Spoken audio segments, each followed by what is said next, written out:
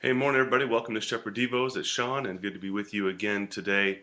The song of the day is by Chris Tomlin, and it's called "All My Fountains," and that's on the latest Passion Here for You CD, which is pretty good. It's a quality CD, and of course, Chris is, you know, writing all the music for the church these days. It's awesome.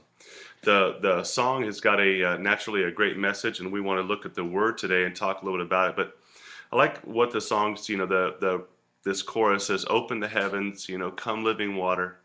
Um, all my fountains are found in you." And there's a lot of great metaphor that's used in this song. Just this idea of rain falling on us and fountains that are refreshing us, and naturally what we're looking at here is just the fact that God God is that. He is that refreshing rain. He is that fountain that is on the inside. And that dryness that we feel and that weariness sometimes, well, that we often get from just living in this world, we know that He is the answer to that.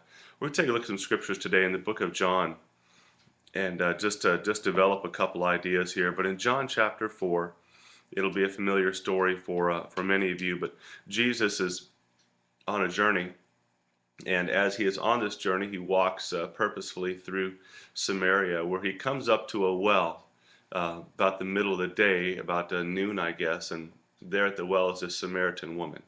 They enter into a conversation. And without going into the whole story, you can read this for yourself. It's found in John chapter 4.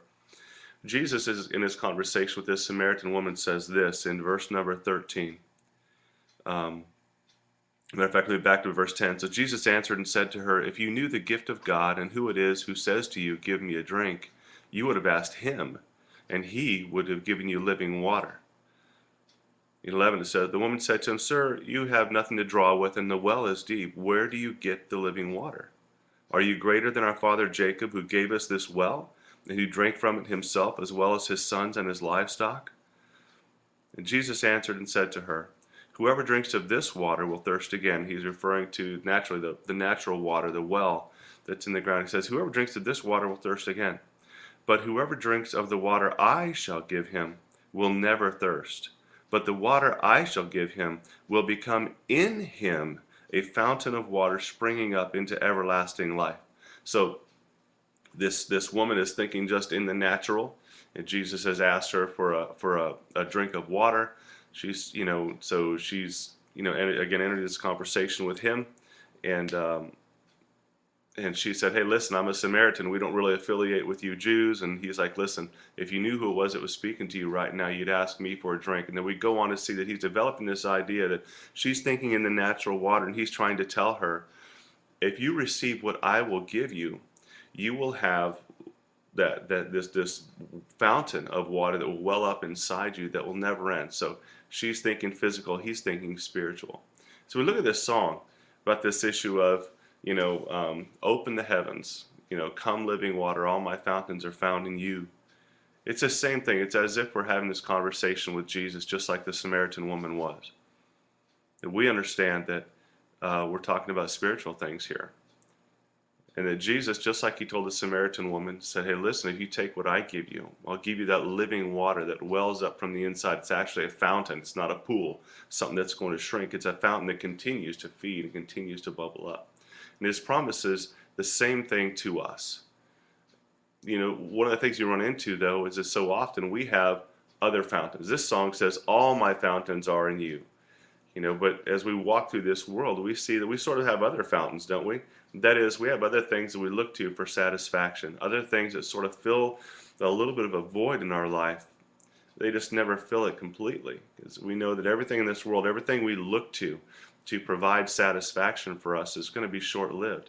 Whether you're looking at if you're getting joy and fulfillment from a marriage, we know that those things have got challenges in there. If you're looking at it, if you're getting this fulfillment from buying clothes or from shopping or from alcohol or from sex or whatever those things are, we know that none of those are ever going to last forever. And Jesus said he wants to be that thing, not just something you go to every now and then, but something that wells up on the inside. So I guess that's a question. Do you have some other things that you're looking at? Do I have other things that I'm looking at sometimes that give me fulfillment in life? or have I decided to choose and follow the Lord and to continue to seek Him, to see that He would be the fulfillment of everything?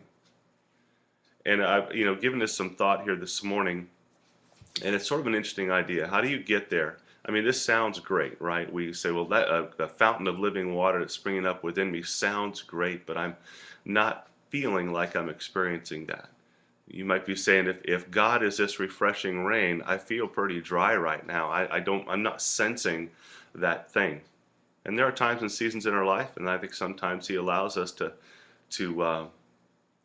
dry out and experience a little bit of a valley in our Christian walk, so that we'll be able to appreciate the heights of our Christian walk once again. And then there's other times where you and I, we've started going to other fountains. We've started doing other things, and we've sort of walked away from that source a little bit. So how do we get there? The truth is this, that we are going to find whatever it is that we look for. Think about that. We're going to find whatever it is that we're looking for. And as we are continually seeking God, and if we're seeing in our own life that there's this place of dryness and we're not experiencing that fountain, what do? We seek it. We ask Him, and we pray, and we say, Father, yeah, I am kind of dry.